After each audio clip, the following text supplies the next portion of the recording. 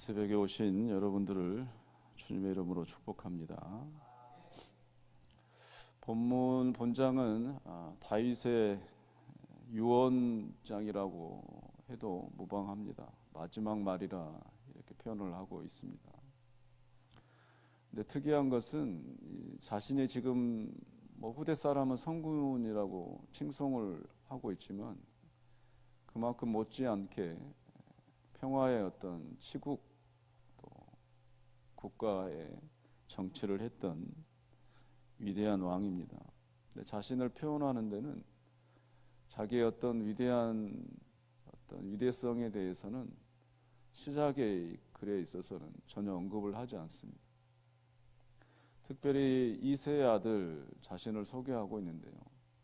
이새의 아들 누구누구 또 다윗이라고 이런 관용구 표현인데요. 자기 자신을 낮추는 표현입니다. 이새의 아들, 왕으로서는 도저히 표현할 수 없는 그런 문구다 할 수 있습니다. 그러면서 하나님이 세우시고 하나님에 대한 세워주심에 대한 영광을 하나님께 다 돌리고 있습니다. 2절에 보시면 여호와의 영이 나를 통하여 말씀하시며 그의 말씀이 내 혀에 있도다. 다윗 왕이 시편의 전체를 쓰지는 않았지만 상당수 많은 시편을 썼습니다. 한마디로 시인이죠. 이 시인이 자신이 썼던 이 다윗의 모든 시편이 하나님의 영이 임하셔서 또 하나님의 말씀이 내 혀에 있어서 시를 썼다 이런 얘기를 하고 있고, 간간히 여러분이 또 말씀을 읽어가다 보면 또 다윗은 노래를 잘했습니다. 악기를 통하여 또 하나님께 찬양했던 그런 삶을 살았던 사람이죠. 근데 그런 모든 찬양도 자신의 어떤 인간의 스킬 이런 음악성을 가지고 했던 게 아니라 하나님께서 또 영을 주셔서 또 하나님의 그 말씀을 통한 그런 곡을 붙여서 하나님께 찬양했다라는 것을 먼저 얘기하고 있습니다. 우리도 우리의 삶 속에서 하나님에 대한 그런 찬양을 할 때 가장 또 값진 것은 아마 말씀을 묵상하고 또 그 말씀을 의지한 곡조 붙은 그런 찬양을 드리는 게 가장 하나님께서 영광을 받으시지 않을까 싶습니다. 그래서 예배학자 중에 보수라고 해야 될까요? 아무튼 예배학자 중에 극구 반대하는 그런 사람은 예배에 있어서 CCM을 절대 불러서는 되지 않는다라고 아주 민감한 반응을 하시는 분들도 어쩌면 이런 부분에 있어서는 우리가 이해를 할 수 있습니다. 철저히 하나님의 말씀에 기반한 그런 찬송가보다는 개인의 어떤 간증, 체험, 개인의 고백이 다분한 CCM에 대해서 좀 부정적인 생각을 갖는 예배학자들도 많이 있습니다. 어찌됐든 다윗은 하나님의 어떤 주신 그런 영에 의한 또 입술의 그 고백을 통해서 찬양을 드렸다라는 것을 알 수 있습니다. 우리 귀하신 성도님들도 하나님의 말씀을 묵상하고, 제가 말씀드린 대로 권세와 권능의 차이를 말씀드렸는데, 권세는 엑수시아로서 하나님의 말씀을 품을 수 있는 능력을 권세라고 하는 거죠. 여러분들은 오늘 하루도 말씀을 품을 수 있는 그런 권세를 받으신 분들이기 때문에 그 품은 말씀, 그 묵상을 통해서 다윗처럼 하나님을 말씀을 통해서 찬양 드릴 수 있는 우리 모두가 되시기를 주의 이름으로 축원드립니다. 3절, 5절까지는 하나님의 그런 기뻐하심을 또 축복을 받는 자의 어떤 사람이냐라고 다윗은 특징을 또 일평생을 살면서 깨달은 것을 얘기하고 있는데, 간단하게 말씀드리면 하나님의 관계가 좋은 자, 이것이 바로 하나님의 축복받은 자다라고 표현하고 있고, 6절, 7절에 가보면 하나님의 관계가 좋지 않는, 하나님의 축복을 받지 않는 자는 어떤 사람이냐, 가시덤불과 같은 사람이다. 가시가 많은 사람이죠. 그 상처를 주는 사람, 하나님께서 쓰실 수 없는 자, 가시돋친 게 참 많다라는 거죠. 오늘 이 새벽에 나온 우리 귀한 성도님들은 하나님 앞에 축복을 받은 자로서 세상의 어떤 모난 가위들이 다 쳐지고 하나님 앞에서 기도하고 또 예배드림으로 인해서 하나님께서 쓰시기에 좋은 그런 하나님의 관계가 좋은 그런 하나님의 백성들 되시기를 간절히 소원합니다. 8절 이하에서부터 보면 다윗의 용사들을 다윗은 의도적으로 기록하고 있습니다. 또 엘리야살 같은 경우는 우리가 읽었듯이 굉장히 아주 용맹스러운 이 장수죠. 어느 날 블레셋과 전쟁에 일어났을 때 이스라엘 군대는 다 도망하고 후퇴하는데 이 엘리야살은 혼자 전장 최전봉에 남아서 칼을 들고 싸우죠. 근데 얼마나 싸웠던지 손에 피가 나는 것을 모르고 싸웠죠.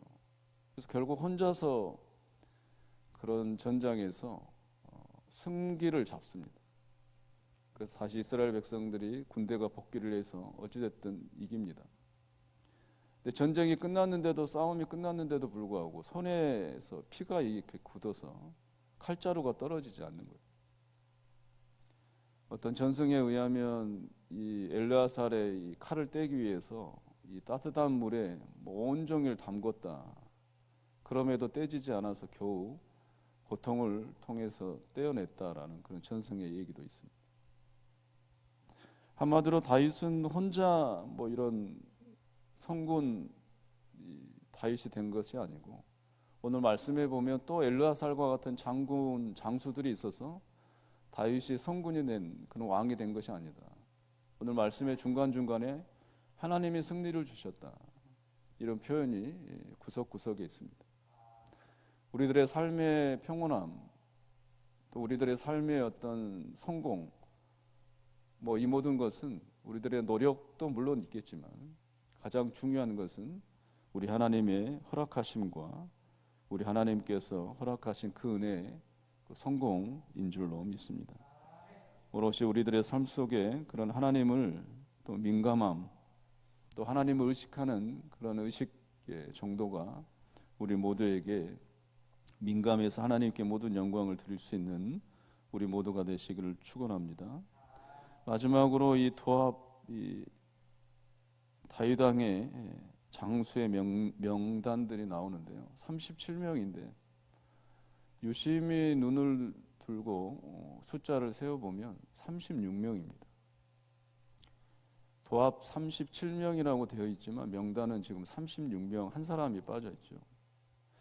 대부분의 학자들은 여러분이 잘 우리가 사무엘 지금까지 읽어봤던 장수 중에 한 사람, 요압이라고 하는 사람 이름이 빠져있죠. 요압은 군대 장관이었고 다윗에게 있어서 충실한 충성스러운 장수 중에 한 사람인데 정치적 실리 이런 것을 잘 따지는 아주 영악한 사람입니다.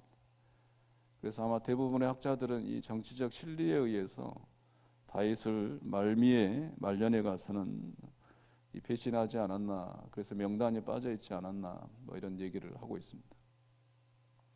어찌됐든 이 다윗은 이 충성스러운 이 용사들을 적는 또 징집할 때 그 기준을 오늘 본문 22절 23절에 나와 있는데요. 충성하는 자입니다. 충성이라고 하는 단어의 뜻은 뭐가 전제되냐면요, 죽음을 전제한 뜻입니다.